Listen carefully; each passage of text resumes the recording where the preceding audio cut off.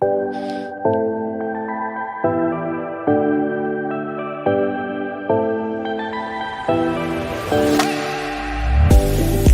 to Remembering Your Oneness with Xane Daniel and Monika Kupiec, where we know everything, and so do you.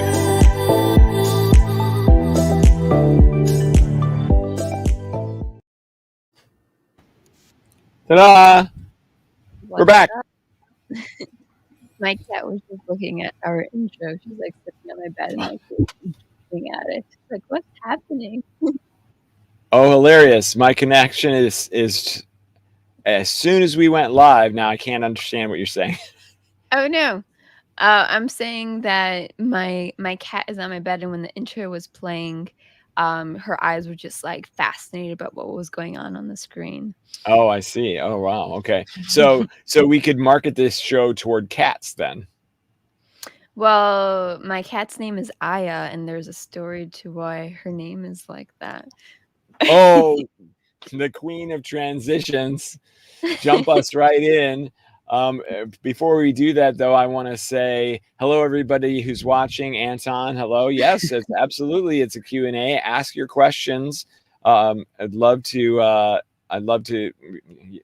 get to know you and tell us where you're from, where you're located. And what we're going to be talking about today, of course, is cats. No, psychedelics and plant medicines. And both Monika and I have quite the history with that. And it's so much so that ayahuasca is responsible for my complete awakening. And what's your quick sum up? Oh, which yeah, like psychedelic. Here's mine. Ayahuasca is the cause of my awakening. What's your plant medicine 8-word sentence? Ayahuasca is the cause of my inner knowing and truth. Okay, very similar. Yes, but you already had it. You were already awake when you did yours. Yeah, that's what. Yeah. Maybe I should say it's more of defining and developing it. So, I guess that would be the story of that, or being more. I guess like it started more like with mushrooms, where it being aware of like, oh, I'm actually vibing at a higher vibration, because I could feel that the other person next to me was finally kind of like vibing with me, and I'm like, oh, we can have a cool conversation now. And then so I guess like psychedelics or any type of plant medicine is more of just like really developing yourself, or that confidence within you of like, it's empowering of like, wow, I'm this really beautiful being, and let me be this beautiful being even more. Yes, absolutely. Yeah, and then our subcategory of today will be how to market to cats. That's what it'll be. Oops. Okay, look at this. Ayahuasca caused me to realize a new purpose, follow my instinct, and gave me precognition, and took me home. Okay, so yes, so that's a great. I mean, that's amazing, right? And so anybody who has done plant medicines, please tell us your story as well. Yeah. Well, I mean, to answer why we're talking about cats so much is because I named my cat Aya. Oh, well, I think she picked her name because I was trying different names, and when I said Aya, she like looked up at me. I remember this. And then the story was she's going to be named Aya because it's going to help me remember my experiences with ayahuasca, to help me remember to be in the moment, be in the present state, and yeah. Yeah, and it's funny because go ahead. Okay, I'm sorry. Well, with ayahuasca, it's interesting because it is so similar to actually dreaming that it's actually hard to remember everything that happens on ayahuasca for most people.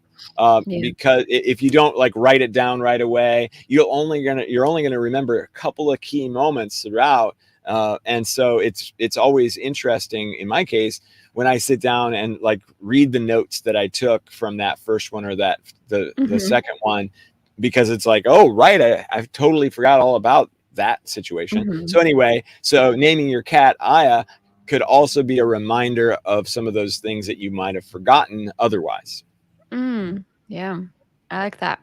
Well, I feel like totally agree with you in the sense that you only remember snippets of the ceremonies, and it's really true because I've definitely had some really deep ones, and sometimes I don't really go back to those memories or can't really make up those memories as much. Like I know something heavy happened, but it's really just a blur. It's really just like even this morning I had like some heavy dreams, like woke up like drooling. I'm like, wow, what really happened when I was sleeping? And like I can't even recall like the dreams. Like I remember like waking up and then like, wait, I want to go back and like know what's gonna happen next. And then I would like go into that deep state and then I'd wake up again. I'm like, wait, no, I'm not done yet, and go back to that same dream. But I can't even like remember what was going on. I remember fully waking up. I'm like, why did I keep wanting to go back to that dream if I can't remember it? Yeah. So, Yeah. Well, that's what's amazing about all this stuff is that it's all very similar. So like if you dream, then you are essentially having an ayahuasca or a DMT experience. mhm, When you hallucinate because you haven't had enough whatever food, or maybe you haven't had enough sleep or whatever, that's essentially a DMT yeah, experience. So there's just so, if you do breath work, then that causes DMT to be released by the pineal gland, and so you have an ayahuasca DMT like experience. There's if you have a near death experience, then that's also an ayahuasca experience. I mean, it just goes on and on and on. There's so mhm, many different ways to trigger DMT explosions in the brain that then give us that ability to reach into the spirit world. So, mhm, but what's really nice is that there's most of those ways that I was just describing come with a lot of other baggage, like you have to die almost in order to do that, or you have to not sleep for 3 or 4 days, mhm. as opposed to just taking a plant, and then you get to have the experience. Yeah. Well, like for me after I took the 5-MeO DMT, I just started realizing like not that I don't need them anymore, but I was getting a very similar like answer or like theme going on whenever I took heavy psychedelics. And it just made me realize that maybe there's a way to tap into that state without having to intake them. And I feel like painting or surfing Yep. or hiking were those elements for me to help me get into that state of now, that infinite now that you like to talk about, of just knowing that everything is well. Because when you wake up from a psychedelic, you're really giving that gratitude for the present state of like, wow, how awesome it is that I can be in this body or that I can live this life right now. And it's like nothing really matters from the past or from the future. You're really just absorbing that physical now. I remember when I did the 5-MeO DMT, I did it on the beach, and when I woke up, I like grabbed the leaf that was next to me. I saw the ant like walking on the sand and seeing the little tiny like the pebbles of the sand. I was like, wow, this is just so beautiful and fascinating. And I feel like that's what those plant medicines really do, is that they just help you remember that the beautiful feeling of your surroundings and yourself and you being one with nature or one with the whole universe. Absolutely. Yep. And I have memories like that as well. Anton says that he's used psilocybin occasionally, though he wonders if it lowers vibration and messes with the ascension process. And so I really, what we've experienced so far, and what most people I believe experience, is that they don't actually lower their vibration and screw with your ascension process. However, you can bring anything you want to a plant medicine experience, and if you're bringing with you a lower vibration, something that is causing you anxiety and stress and worry, then you can have that experience. But generally, even after, maybe during it, you have more of that. It intensifies, right? A Mhm. lot of times when it's all done, then you can look back at that and go, wow, I feel better about that than I did before I did the plant medicine. So, in general, I don't think that's true, Anton. It generally does raise your vibrational frequency, and it connects you with the spirit world and gives you an opportunity to heal in many different ways. Psilocybin has been found to help people with depression and so many things that I want you to recheck that and maybe tell us a little bit more about your experience.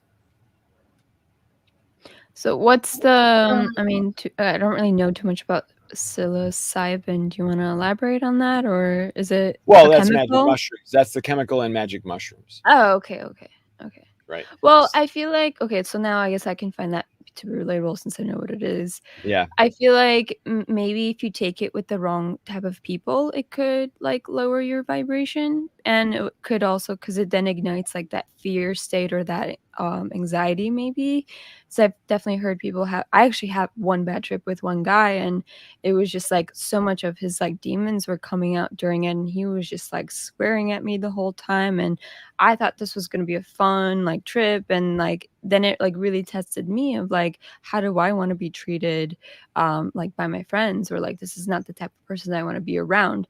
So I feel like as maybe it seems like it's lowering your vibration, but it's really teaching you what you need to learn. Or maybe that person that's having that bad trip that's causing you to feel this way is having this trip because he needs to experience that or become aware that he has this within him, and that how am I going to react to it would be my lesson. So it's like a give and take. Like, yeah, it could seem like a lowering of vibration, but it's kind of like just giving you that lesson in that present state of like, this is still something that's reoccurring in your life that you need to work through, or that you need to forgive, or need to, reevaluate a little bit more.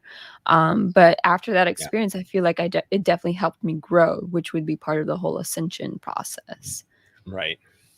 So this is actually coming from Lelaine Morena, who is one of our content creators. So she has lots to say here. Psilocybin helped her break through her blocks, face herself, sit with omnipresence, her guides, receive downloads of divine information. San Pedro helped deliver the divine information, and so much more unfolding with both plants. And cacao has created so much grounding in her heart. So thank you so much for this amazing topic. And it's so timely and important. As you know, it's my jam, and that's what she does. She actually helps people go through psilocybin ceremonies.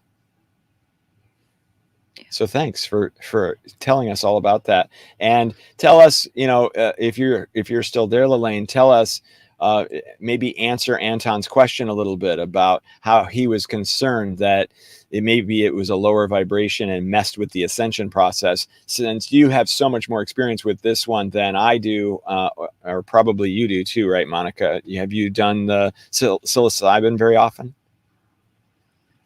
Not really. That's not something I do. I maybe do it like twice a year, maybe once a year. I Mhm. definitely did it more after ayahuasca. Maybe the year after ayahuasca, I think I did it much more. But now it's just very infrequent. I think because I paint, so I just get on that like get in my own flow that Yeah, I don't need to supplement it with other stuff. Like before in my old job, I feel like I would definitely do more more shrooms just to, help me remember myself. It was sure. more of like that sense. But going to Right. Lane, I actually just recently discovered cacao too. I got in touch with a lady, and she actually works with the Spirit of Cacao a lot, and she not like she harvests cacao, but she gets it from Costa Rica and Guatemala, and then she like attunes it to a higher vibration. And I've been loving working with that, and just having it in the morning, and I could feel like my crown chakra opening up, and I could tell and taste the difference from like store bought cacao. Like I thought like the food grade organic one was awesome, but tasting hers was a whole nother level. So I definitely strongly recommend cacao now. Mhm. Yeah. And so Anton is saying that his experience with it is mostly good. It opens him up. He feels his higher self, but brain fog for a week after. Okay, so that may be something a little bit different, and or another issue that you can resolve, Anton. So, well, tell me more about that. Also, let me check. Yeah, I'm not getting that you have any negative entity attachments, Anton, but sometimes the brain fog can come from that as well. Hmm. I feel like I've definitely had, like, brain fog from it. It's just like you hit such a big high for, like, an extended amount of hours that, the next day you're just like it's almost like a withdrawal. It's like, "Oh, I wanna get on that state again." It's kinda like you're integrating the information that you got, and then Mm, you're gonna feel okay after. It's almost like getting a healing session done of, like, Reiki or any energy healing stuff, and the next day you'll feel like your nose is runny or like you're feeling tired. It's just that your body is just integrating into that raising of vibration. So the brain fog, I feel, is just part of that integration of your part of that that could ascension be. feeling. Yeah, because I've never experienced that. If Mhm. anything, I feel more clarity afterwards. Yeah. Okay. Mhm. So we were talking about, thanks to these questions and thoughts from people, we jumped into psilocybin, but for both of us, it was ayahuasca was the big one. For me, I was a producer in the video game industry. I believe that science was the true religion. And I was not interested in anything from a spiritual standpoint at all, other than to kind of chuckle at it. Mhm. So when I had my ayahuasca experience, my very first one, I was suddenly speaking to the voice of universal knowledge, and it taught me things about me and life and all that. And so at that, it was instantaneous. As soon as I heard that voice, I went, "Oh, okay, all science information, goodbye." I really want to see and hear and feel what this is, because this can't be explained by Yeah. some sort of scientific information, because I was talking to something more wise than me. So Mhm. yes, everything is us. We are all one. But for me, it felt external, and that external voice of wisdom was way more, um, informed than I could ever be, and it even Mhm. used different language than I did. So it really did feel like, okay, this is something outside of myself, and so that really opened me up to the possibility of, okay, there is a spirit world and we can speak to this, and so on and so forth. That whereas, 5 minutes before that happened, I said, no way. Mm.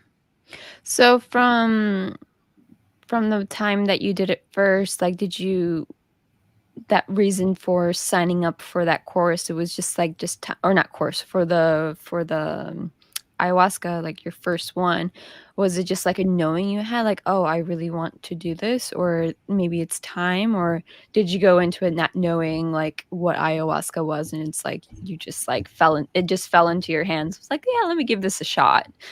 Right, right. So yeah, so for me, it was this. I had no idea what it was. I didn't Mhm. know anything about it. It was brought to my house, and it was described as oral DMT. It wasn't even. They didn't even use the term ayahuasca. So Hmm. I was completely unaware of what I was getting into. There were about four of us, and what was my choice? My choice was go hide in my bedroom until everybody else was done, or join them. So Mhm. it wasn't even something that I was like, oh, yay, let's do this. It was, okay, fine, everybody else is going to do this, so I guess I'll go ahead and do it too. And ironically, we were all underdosed, and I was the only one who actually experienced anything. And because it turns out I'm highly sensitive to that particular plant medicine, so Mhm. now, even now, if I do it again, I don't need nearly as much as most do to get the full experience. Mm, that's really cool. Yeah, my stories was a little bit different because, as you know, like, I've been doing, I guess, like spirituality or like energy stuff since I was a teenager. And I was actually pretty resistant to the idea of ayahuasca just because I thought, like, oh, it's just skipping a step. Like, I was just like Right. not for it at all. But then I had like a pretty bad injury for 3.5 years. On my ankle from a surf accident, and I think it was nerve damage what we've come up with. Hmm. But my friend, he suggested after we did mushrooms for the first day, for the first time for me, like, the next day I won a free tri 2 free flights to, like, Central America. So I asked my friend that gave me that mushroom trip because it was literally the next day. It's like I opened myself up and then I won something from think it work. was nerve damage, but we've come. So now I'm just like Why now is this? Okay, go ahead. Sorry. You're good. It was like echoing. Yeah, I know. Sorry about that. You're good. And then from that experience, my friend was like, maybe it's time for you to try ayahuasca because it could actually help your ankle.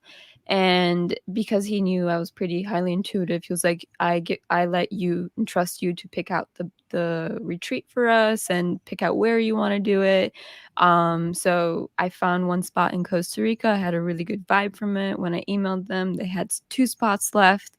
And it was during my 25th birthday weekend where I already had time off, like, from work, and he had time off then too, and it was just like everything just, like, fell into Yeah, it place aligned. Yeah. and aligned, yeah. And I remember when we were on the retreats, like, dining table, and everybody was telling the story of, like, why they're here, and I remember saying, like, "I really don't know why I'm here. I'm just here just to experience it because my friend wanted to do it." But then I just started saying, like, "Oh, I have this injury. I'm curious to see if, like, it would help me." So it wasn't, like, something dramatic that I was looking for or some spiritual awakening. It was just more of just, like, that openness that I had to try something new and just to go travel and see something else. That's great. And so what was that experience like? And what was that? Well, for me, it was such a huge, like, as soon as it started, I went, whoa, everything changed. Was it like that for you, or was it more of a gradual experience? It was definitely gradual 'cause it was like I think it was 8 days or 7 days, and every other day we did ayahuasca, so it was like 3 times we did it, and Okay. the Yeah. first ceremony, like, I was just like whenever I do anything new, I'm just, like, hesitant, I'm just like, "Oh, like, what's gonna happen?" Oh, And, yeah. like, when It's you a real drink and thing. then you go lay down, it's like you can feel it, like, going down your throat and, like, in your chest and in your belly, and you're just, like, waiting and waiting, and then all of a sudden it's like, "Whoa." You get zapped into, one vision, and then you wake up and throw up, and then you go back down, and it's like, "Oh, now I know what to expect, so let's, like, go and integrate it even more," or, like, more visions were coming up. Mhm. The shamans even said that throughout the three times, like, they could tell that I got more relaxed and more like, "Okay, like, I'm ready to go deeper, I'm ready to go deeper." Yeah. And the 3rd time, I actually, like, had my death that you can say, Mhm. and, like, the shamans, like, felt that I was in that state too, and that was when, like, a light came out of my ankle and, like, our ayahuasca was like, "Hey, we're gonna take this out of your body now, so take care of your body when you go back to Hawaii or when you wake up." And Mhm. it was just really profound, and I remember a light, like, came out of my brain too, so it was just, like, very healing for my body, and it just really made me, like, become aware of, like, "Hey, taking care of your body and yourself is very, very important." It shouldn't be something that's secondary because when you start to overwork or if you get caught up in a relationship, accidents happen or injuries occur, and it's like this ayahuasca medicine was just telling me like, "Hey, like, you're okay. Just remember yourself. Just remember your truth and don't be afraid to be yourself." So that's why I feel like the plant medicine for me was just it was a lot of love. It was a lot of love that I never felt before and love that I guess I basically needed at the time to help me, go back into real life. Mhm. And I Absolutely. definitely got depressed afterwards for a while, for like a Mm. month or 2, Wow. but then slowly and slowly I started to remembering more and then the painting came along like a couple months after, and then the painting then helped remember me more about the ayahuasca experience and that energy and that love. So Right. it all kind of just escalated a lot after the ayahuasca ceremony. Right. Interesting. Okay, let's talk about the after then. I like that. So, in my case, because I was speaking to that voice of universal knowledge, Mhm. a day or two later, I thought, huh, that was so easy to talk to. I Mm. wonder if I can just talk to that voice at any time. And so that's what I did. I tried to talk to it. And pretty soon I started to get responses from it. So now all of a sudden, I'm actually able to communicate with this voice of universal knowledge pretty much anytime I wanted to. And that really made me open my eyes to the spirit world even more. But I still didn't really totally take it seriously. I still kind of took it as a, well, this is just something kind of cool or something kind of fun that I can do. and then I would almost do it as like a party thing. Having people over, and then we were just enjoying a barbecue or something like that, and I go, hey, I can kind of do this thing, and they look at me quizzically, thinking, oh, he's lost it, and then. But then, I say, okay, we'll ask a question that I wouldn't know the answer to. And they would, and then I would get an answer for them. And they'd be like, how did you know that? What the heck is going on? So, it was really fun to be able to deliver messages like that for people. But that's how I still looked at it. It's just fun to deliver messages like that to people. So it wasn't until like 3 or 4 years later that I finally started to take it seriously. So it took you a while to like integrate it. I mean, I feel like for me, the messages really started to make sense a year or two. I think it's been 3 years now since. Like I feel like the last year has really been embodying those messages that she was giving me, or really experiencing it. Or sometimes when I meditate, like I'll go back to some of the visions that I had just unknowingly, and then be like, oh, like I was there when I was doing ayahuasca. Like this is really cool. It's like tapping into that frequency of like, yeah, the plant medicine guided you here, but it was like a checkpoint. She gave you a checkpoint, and now you can go back to that checkpoint when you're ready, or when you need to go back and remember her. Like, yeah, doing plant medicines is really good for you, but I don't think I want to do it like, every month or so just to go back to her frequency. I think she helps you realize that you can attain her in your everyday life. And I think that's how I practiced her, is like, how can I feel her in my everyday life versus, seeking her clarity through a ceremonial way. Just to make sure everybody understands, you keep referring to her. Who is her? Who is she? Oh, ayahuasca, the spirit of ayahuasca. Right. And how did you know you were speaking to the spirit of ayahuasca? At what point did that become, did that come into your awareness? It was just that feeling. It was just that same feeling that I received, and I think I maybe once asked, like, "Hey, is this the same?" And then I heard a yes, and I just kept up with it. But it was like the same feeling that I had while I was in that free flow of surfing, like actually on my board riding a wave, or that feeling of like when you're intimate with someone. It's like it was like just tapping in and finding the common denominator of like, what is this? What is this? What is this energy that's around here? And a lot of it was the spirit of ayahuasca, or if it was, other types of spirits too. But I just like to say her because, I just feel like it's feminine. So I'm just going to go with Right. Oh, yeah. that. Yeah. But I I just think thought it it's was the mother of ayahuasca. So it's like the Yeah, same. yeah. Ayahuasca is the Thing. mother and peyote is the father. It's often explained. And I've never participated in a peyote ceremony. Have you? No, I haven't. Yeah. Yeah, yeah. So I'm not as familiar with that, with what the father has to say. But the thing is, I'll it's probably have really some deep healing in that one. right. What's really interesting about ayahuasca is that you are essentially being now able to be in touch with spirits or your spirit guides or whatever, and not everybody gets to talk to the direct spirit of ayahuasca. I run into lots of people who say, Yeah. oh no, it was Ganesh who came to me, or it was their spirit guides or whatever. And in many cases, when I've done it after I discovered who my spirit guides were, then it'll be the Hathors that show up, and it's almost like a reunion, like, all right, we're back together again, like high fives all around, let's do this, let's talk. So it can be anything. It doesn't have to be the spirit of ayahuasca.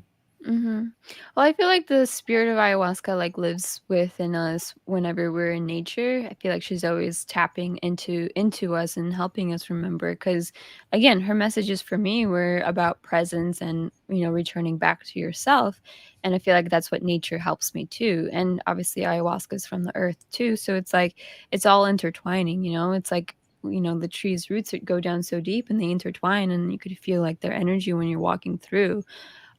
So it's just more so of just connecting the dots of how healing nature is for you, whether it is the spirit of ayahuasca or not. But eventually you're gonna meet her, and eventually you're gonna feel her.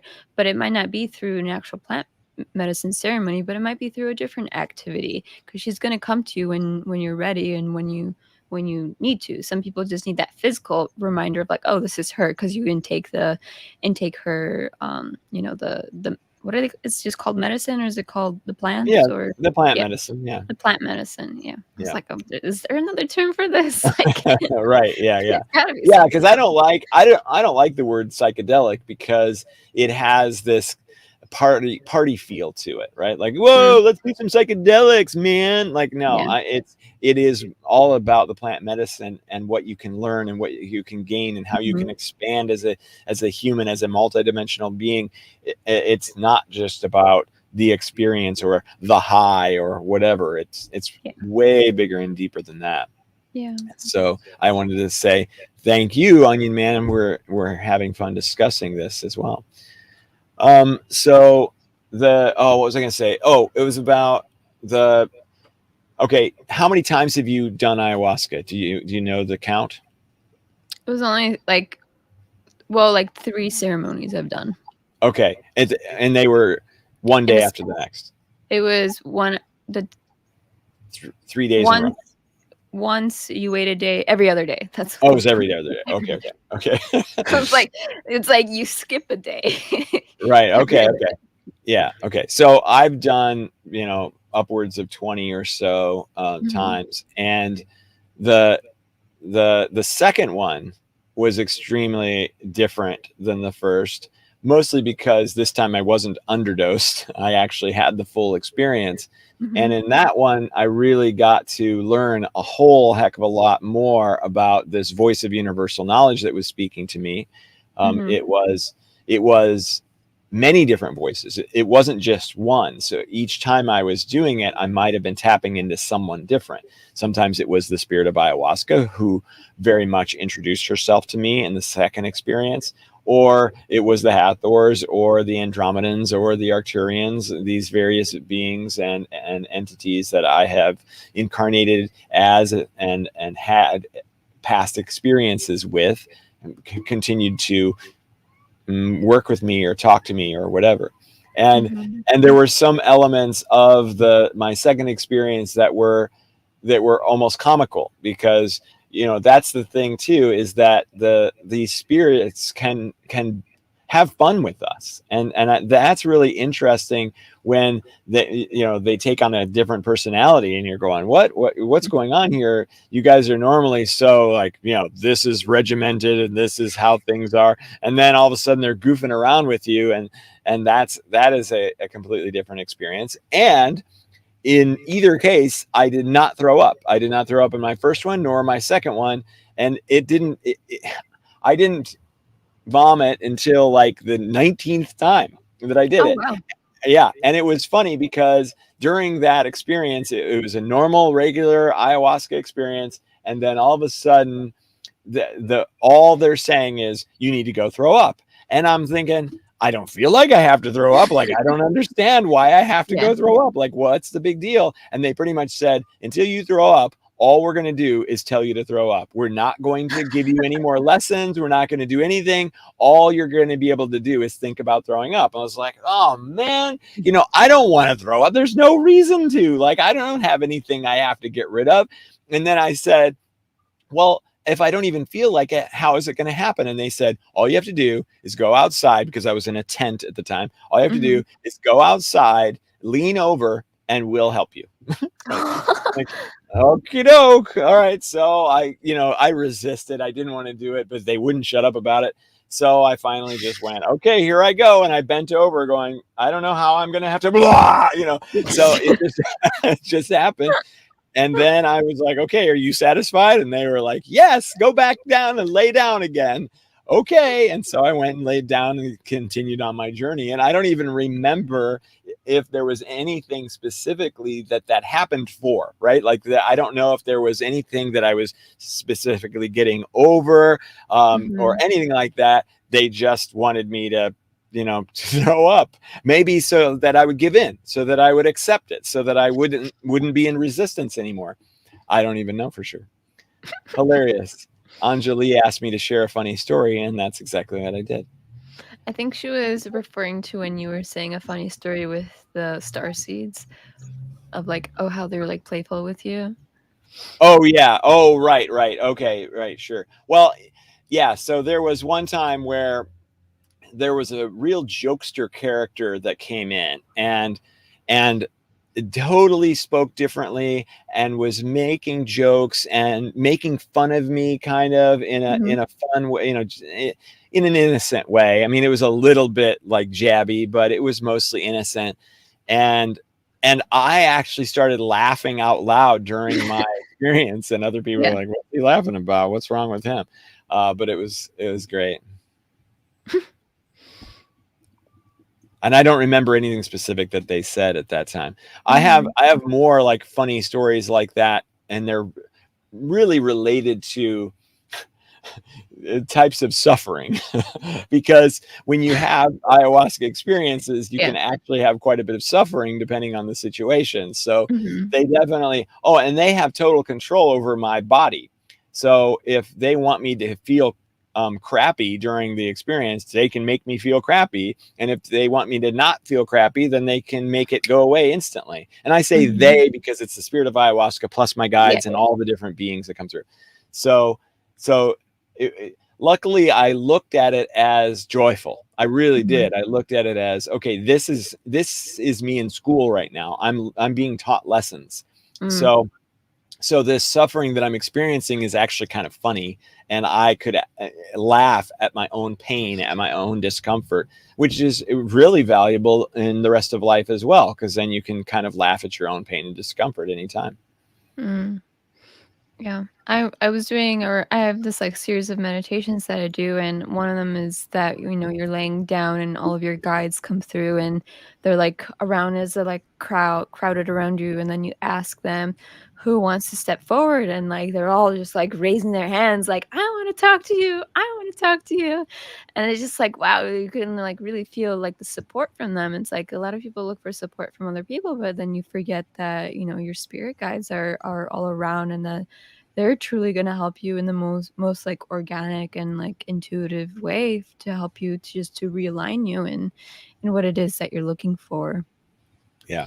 And I feel like that's why I'm really enjoying painting, like, people's energies because it's basically I'm engraving your spirit guides into this painting so that you can, seek their help when you look at yourself through it. So it's almost like teaching people like, "Hey, like, you really do have all the answers within you," and that's what I know what you like to teach about too. And I Hmm. feel like the more we can talk about that or spread that to others, I feel like a lot can shift internally because, yeah, you Hmm. can have this tool of the plant medicine, but the plant medicine is literally teaching what you and I do is that you can search within, like within you have all of these answers for you. Like maybe you need to go through some suffering, like vomiting or like going through all the pains of the visions, like of ayahuasca. Like definitely, I've come to terms with a lot of stuff because of the visions that I had there. But I feel like, once you start tapping into yourself, you'll then be led to, if you do need to take the plant medicine to further enhance this ascension or a different psilocybin or a different type of work with plants. So I feel like step one is definitely, starting to seek within versus externally. Because I know when I was going to a lot of spiritual leaders and spiritual sessions and stuff like that, it was just like, wow, I keep getting the same answer that I had, like that was running around within my head or my intuition was saying.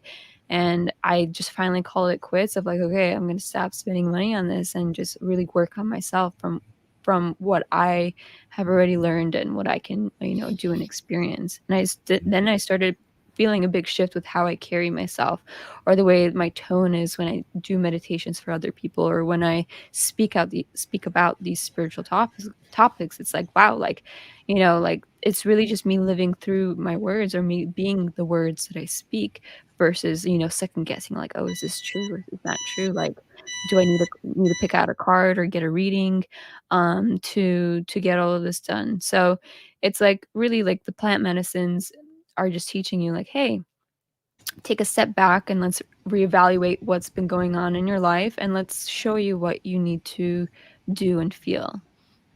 Absolutely. Yeah. So for me, and I want to answer Anton's question. Maybe I'll just do that really quickly. Mhm. Yeah, there are a couple of different plants. So ayahuasca, of course, is 2 ingredients. It's the DMT, and then it's an MAOI. The MAOI can come from many different places. There's let's see, what is that called? Cappy vine is generally the MAOI that is used in ayahuasca, but you can also use Syrian rue. As far as the DMT portion of it, yeah, that is difficult to get because that's the illegal portion, at least in the US and probably in the UK as well. But, at the same time, every plant has DMT in it, one way or another. So there are many different plants that have higher ratios of DMT than other plants. And I've never, done the process myself, but supposedly the process is very similar no matter what the plant is. So you can do some research to figure out what those plants are that probably grow in your area. I mean, there's a plant that grows in the northern US. I forget the genus species name. I never remember that stuff very well, but I think it has Illinois actually in the genus name. But you can find them in many different places. And so you just have to do the research to try to figure it out yourself. But of course, I don't endorse you creating an illegal substance. But if you just have the plant itself, it's not an illegal substance. It's when you boil it down and get to just the DMT molecules that then all of a sudden now you have an illegal substance. Interesting. Yeah. Carrie is asking a really good. Carrie. Oh yeah, I like this question. Yeah. Okay. Do you want to take the first stab at that one? So when how can I know when spirits are speaking to me? I feel like it is a feeling, but you can feel, usually something within your crown or within your heart, and then you can feel it's a different tone that's talking to you, or it's like it's just a different vibe, or it's like this reassuring type of voice. You can even ask oh, is someone here to help me, or who's around here to guide me? Maybe you'll start to hear an archangel, or you'll start to hear the name of something. You can even ask, like, what presence is here for me? So that's kind of like how you can know. Like, even yesterday I was asking like some yes or no questions, and I was asking like, oh, is this my ego voice? And I heard a yes. And then I was like, okay, where's my spirit voice? And then I started to hearing that tone. So I feel like it's more of first asking, and then you'll start to receive them speaking through you. And maybe it's not even speaking, maybe you need to write, because you can write and then you can feel them speaking through you through that way too. Yeah, absolutely. And so for everyone, it's a little bit different too, in that you don't know for sure what it's going to present itself as. So for some people, it's a voice. For some people, it's an instantaneous knowing, which is what it is for me now. I don't hear a voice nearly as often as I do. Here's what happens. I say to myself, or there's a topic that comes up and I think to myself, I have no idea anything about this topic whatsoever. Pause. And then all of a sudden I know everything about that topic and I can just start talking about it. So it comes sometimes very instantaneously. So, just having someone ask a question and you just wait for the answer for a second, like, I don't know if I know the answer to this. And then, all of a sudden I know something, and then you start talking and it starts flowing. So, or you can do automatic writing. So you can ask the question that you want to know the answer to, close your eyes, especially if you can type without looking at your fingers, right? Close your eyes and allow yourself to type, and don't try to say anything. Don't try to answer it. Just see where your fingers go and then read what you've written. That's usually the easiest and best way for people to start to talk to those sorts of voices. And then you read it back and see what you wrote, and you realize, oh, well, that's coherent, right? Like that wasn't just RBJRQD. It was, wow, this is real thoughts and real stuff. And I remember when I did this very early on, I remember I was working with somebody who worked with a collective called the Mantis. And I was thinking to myself, I was about to reach out to her and say, who are the Mantis anyway? I don't really know that much about them. And I thought, oh, well, maybe I can ask and get the answer. And so I did automatic writing and closed my eyes and like, who are the mantis? And then all of a sudden I'm like, the mantis are a collective of earth animals that blah, blah, blah, you know, and I'm just going away and I read it and go, okay, I don't know if this is right or not. This actually sounds like me making shit up. So I copied and pasted and sent it to my friend. I said, is this what the mantis are? And they said, yeah, that's exactly it. So, you know, it's amazing what you can do when you really tap into that. And so another quick thing to do is if you want to ask a question about yourself, try to ask it not in the first person, but ask it in the third person. So say, why does Xane get angry about this sort of thing? Don't say, why do I get angry? Because that shifts you immediately into an observer position. And that observer position is most likely to be a high vibrational being of light, spirit guide, or whatever. And so you're more likely to engage in that kind of information. If you ask, why am I like this? Then your ego is going to kick in. Your earth brain is going to kick in and say, well, that's because everybody else is an idiot, right? No. That's not the reason. The reason that you get angry is because, and then you can really, or the reason that Xane gets angry is because, and then you can actually get the answer. I've found that to be very effective for many people. Yeah, I'm like yawning because it's just like truth. Like, oh yeah, he's talking the truth. Nice. It's like coming out. But yeah, it's like basically what you described is like a form of channeling. Like that's how you channel. And when I do like the paintings for people, I'm also like doing a channeling of their energy. We're writing it down, and I'm literally asking like, what messages do you have for this person? And then things are spitting out, and like it's most people that I don't even know, and then they're like, wow, how did you know? You don't even know me. It's like that's just it. It's just surrendering to that energy or to that flow. I remember when I first transitioned to my first like realistic wave painting, that's what I said. I was like, I don't know how to paint this. Can you show me? And I would literally just like close my eyes and just like flow with it, or I'll just like see the glow of like where to put the paint. And it's like, I feel like once you start to learn that you can surrender to your spirit guides or to whoever's around you to help you, it's really going to help just, help you in a very different moving way. Or you'll start to then just have that more of that belief system in yourself of how powerful you are, and then being able to shift different things, different parts of your reality. Yeah, absolutely. Yeah, that's really cool too, how you do your painting. And now that you've sent me some videos on how you do it, I know a lot better. And it is a channeling kind of experience. I love seeing you go, well, I don't know what I'm going to do until I just start, drawing some things and it comes out. So that's really cool. Now, and somebody else asked earlier about my course enrollment. So for anybody who's not familiar, I do a course called Detached, helping people with negative entity attachments. And so it's easy to sign up for it. All you have to do is go here, and I'll just go ahead and drop a link in here to answer that question.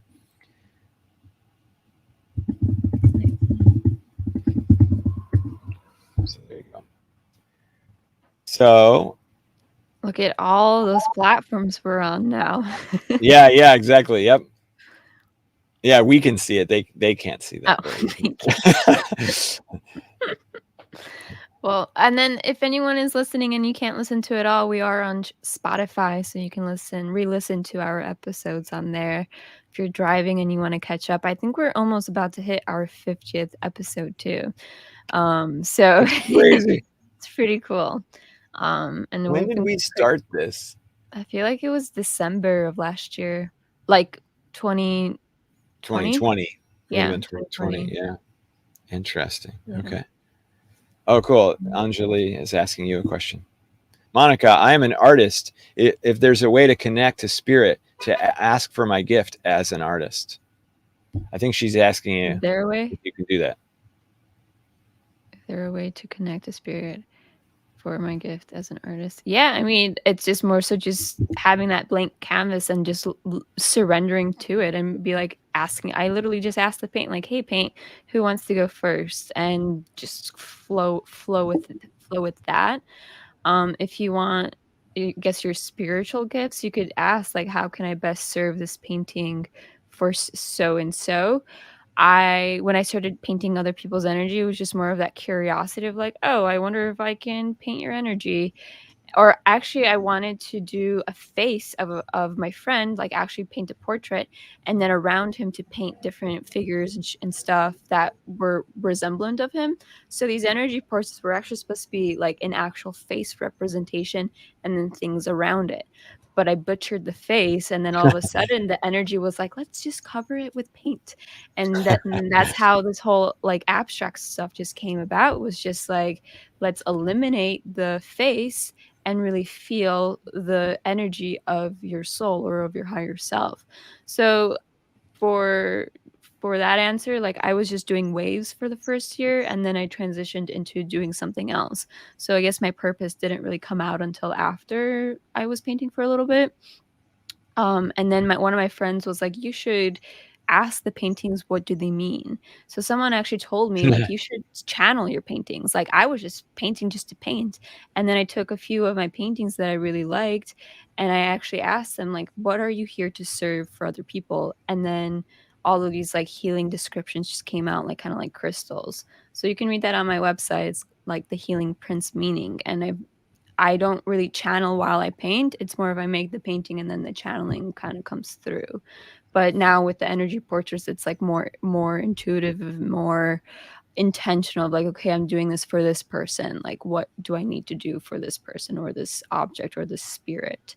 So I would say first, just start off having that blank canvas and not having an idea or a vision and just flowing in the moment. Because then you'll start to feel the energy that is guiding you while you paint. Because when I was doing the motion of the wave, it was always just that one motion and then doing these little dots to get into a meditative state. And then once I did it so consistently, waited, well, who's here or what's around me, and then more of the things just started to come up. Yeah, that's great. And you're going to be able to watch Monika do her paintings on Cosmic TV in the fall of 2022. Aha.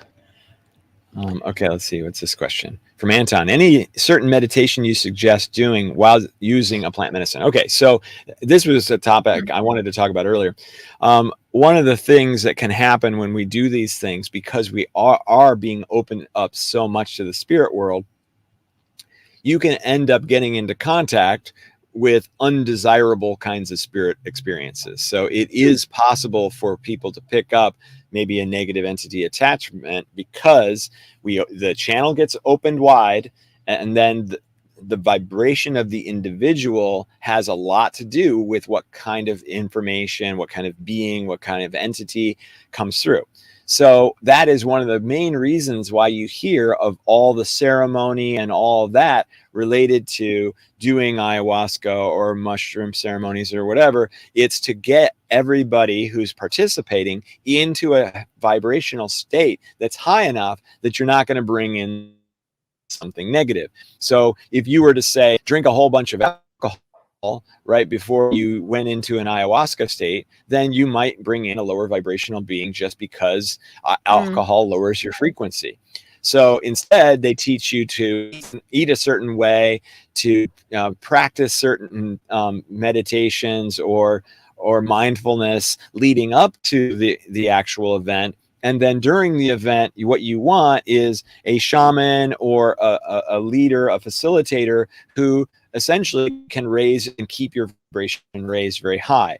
So, I have all these spirit guides that are very high vibe, and they actually make other people who are maybe in the ceremony with me, it helps them remain safe and protected against those sorts of things. So you definitely want to find the shaman or the facilitator who kind of naturally does that.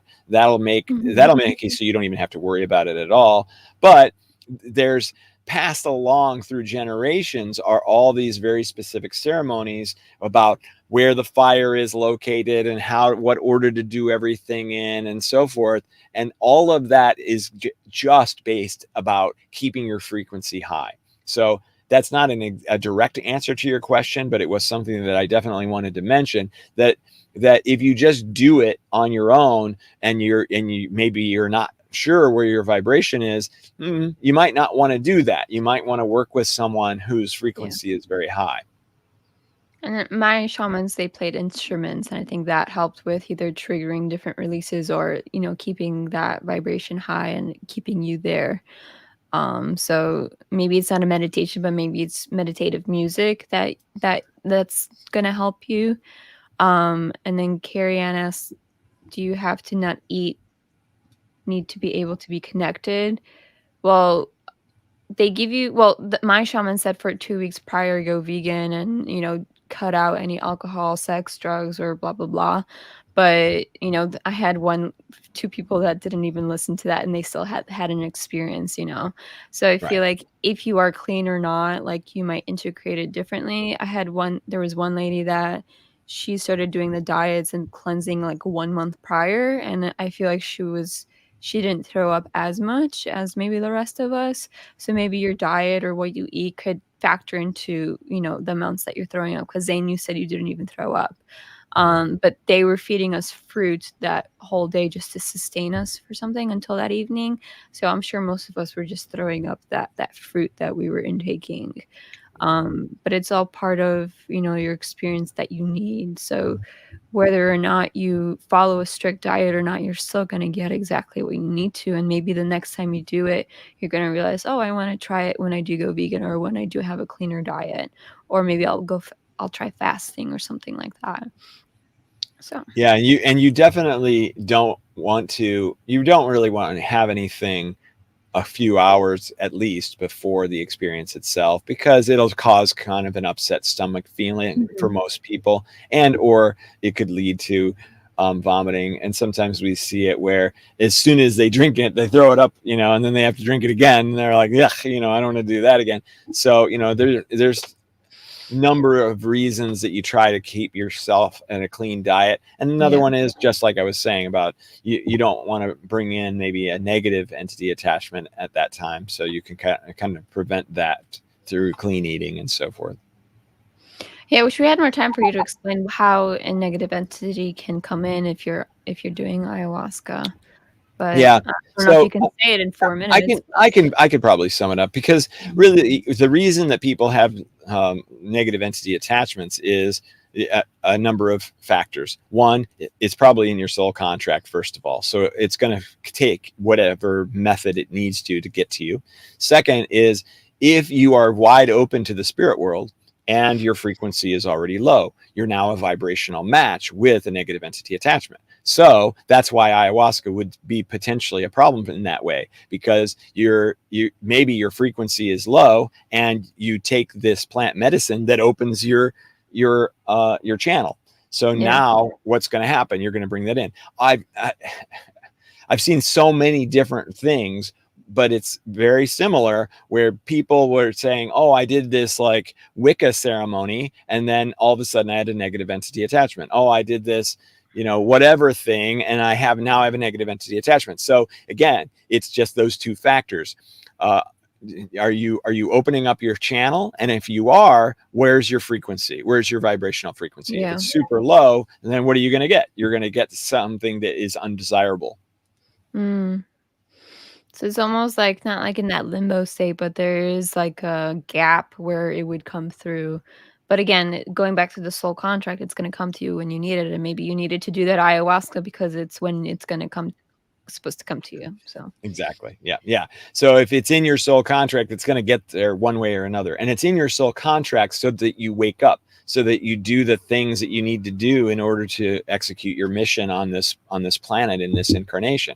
Maybe your mission is to help the people in your family overcome ancestral trauma. Maybe your mission is to help your community do something, or maybe your mission is to help the world. It doesn't matter. But if you aren't on track on your mission, and your soul contract says, how do we get you on track? And you decided before you were born, oh, negative entity, that sounds good, let's do that one. Then that's going to be the reason that you get it, so that you're driven to take care of the problem. And in taking care of it, you discover your spiritual gifts, you discover your mission, you learn how the world actually works, rather than the 3D story that you've been given your entire life.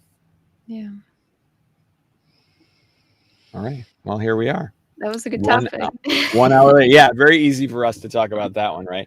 Well, and thanks to everybody for all of your great questions. It was very helpful and guiding our conversation. So, I look forward to seeing you guys all again next week as we talk about whatever it is that we're going to talk about next week. I have no idea. I love how easy it is to just like, oh, what are we going to talk about? It's like, okay, we'll Yeah. just flow with that one. Right. Well, again, because what are we doing? We're pulling from universal knowledge. We're pulling from the stuff that everybody actually knows, and all you have to do is just tap into it, and you'll get it. Yeah. All right. Oh wow, Angela, thank you. Anton, thank you. Anjali, thank you, and Carrie Ann, and so on and so forth. Again, thanks everybody. We'll see you next week. Aloha.